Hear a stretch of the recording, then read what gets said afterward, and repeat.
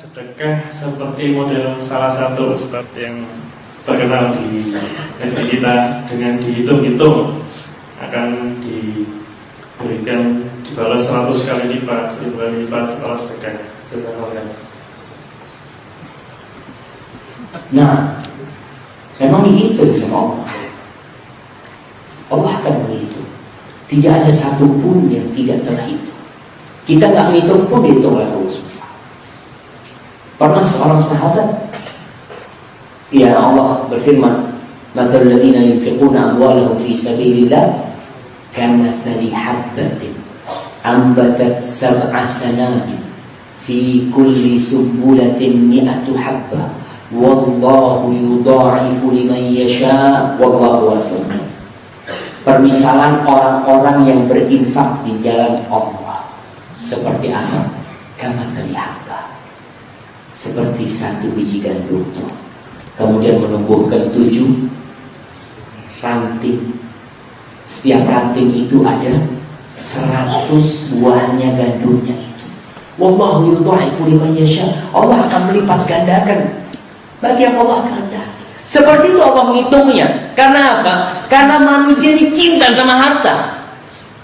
Tapi ketika kita ini dikasih tahu, mamanya Ana nih, siapa namanya? Alfian itu 2000. Alfian 2000 sekarang. Alfian tapi 2000 juga. Nih Mas Alfian nih. Mas Alfian. Tuh, antum keluarkan duit antum tuh. Antum bawa duit kan? Bawa duit. Bawa duit kan? Masya Allah. Bawa dia. Bahaya jemaah. Ada orang lain nggak bawa duit, sama nggak bawa duit. Baik. Nih kita ngomong sama beliau, Ana lagi nggak bawa duit. Dia tahu pokoknya Ana ini miliarder. Ana punya uang di rumah Ana, orang tahu Surabaya uang Ana tuh 10 triliun umpamanya. Kemudian Ana ngomong sama beliau, Mas Alfian, tuh nanti akan datang pengurus masjid, Mas Alfian, minta duit. Ana nggak bawa duitnya. Mas Alfian kasih dia 10 juta, nanti Ana ganti 100 juta. Dia kasih. Kasih, betul ya, 100 juta ya. Iya kata dia, karena kasih dia. Dia yakin. Tapi kenapa ketika Allah yang mengatakan kita nggak yakin? Ketika Allah yang mengatakan Allah Rabbus samawati wal ardh, Allah akan gantikan 700 kali lipat. Tuh kita nggak yakin, kenapa? Masih berat yakin kita. Allahu Akbar. Kalau tadi Ustaz itu mengajarkan hitung-hitungan, itu hanya masalah pendekatan kepada akal kita aja. Kalau hitungan-hitungan itu ada dalam Islam. Bahkan cuma banyakkan orang tuh minta gantinya di dunia. Itu yang bermasalah. Anak minta ganti. Allah kasih ganti di dunia, diganti sama Allah. Man dzalladzi yuqridullah qardan hasan. Nih, Allah mengatakan barang siapa yang mau ngutangin Allah, ngutangin. Kalau ngutangin kan pasti dibayar. Fayudha'ifu lahu. Allah akan lipat gandakan. Kayak tadi anak omong itu, kau kasih 10 juta, saya ganti 100 juta. Yakin dia, dikasih. Maka hitungan-hitungan itu yang bermasalah ketika seorang hamba hanya memandang kepada dunia. Ya anak ngasih, anak kepingin dunia. Kok masa nggak beriman sama Allah? Yang perlu ditumbuhkan di diri orang ini, bukan diputus dia. Betul yang disampaikan Ustaz itu benar. Allah akan kasih ganti. Tapi jangan cuma cari dunia. Kalau cuma cari dunia rugi. Kalau kau bersedekah mulai 10 juta Allah gantikan 1 miliar, terus kau mati apa gunanya? Tapi kalau kau bersedekah Allah gantikan 1 miliar, kemudian nanti kau memiliki rumah di surga Allah. Oh, jadi yang perlu ditambahkan itu, dan itu sudah ditambah.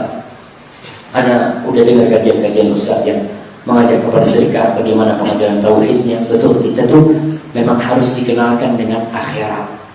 Ketika seorang sahabat bawa 1 ekor onta, Masya Allah, yang sudah dikasih pelana, siap untuk berjihad di jalan Allah. Dia bawa, ya Rasulullah, hadhihi fi sabilillah. Oh ya Rasulullah, ini onta sedekah di jalan Allah. Apa? Kata Rasul sallallahu alaihi wasallam, laka biha yaumal qiyamati 700 naqah kulluha makhtumah. Kau akan mendapatkan nanti pada hari kiamat gantinya 700 ekor onta, semuanya pakai pelana, yang akan ada di timbangan dia pada hari kiamat. Yang akan ada di padang mahsyar dalam timbangan dia tuh 700 ekor onta. Tuh orang seperti itu. Ketika Rasulullah SAW mengatakan tentang satu pohon kurma, ada seorang Ansor yang lagi ribut ya, yang anak kecil sama orang dewasa masalah pohon kurmanya itu, karena pohon kurma itu ada di batas. Si anak ini mau bikin pagar, ada pohon kurmanya tetangga, tapi di pagar situ, maka dia ngomong, tolong pohonmu ini kasihkan hadiah kepada aku. Karena kadang-kadang kan orang nanam pohon, beranak pohon kurma itu, anaknya itu kadang-kadang kan lewat dari tanah dia. Si anak ini minta supaya pohon kurmanya itu diserahkan kepada dia, nggak dikasih sama tuh orang. Akhirnya anak kecil itu laporan kepada Rasulullah. Nabi Alaihissalam memanggil tuh sahabat. Mungkin si sahabat dilaporkan ke Nabi jadi nggak enak ya kan. Kata dia, kau kasihkan kepada anak itu bagimu nakhla fil jannah. Gantinya satu pohon kurma di surga. Bukan di dunia, di surga.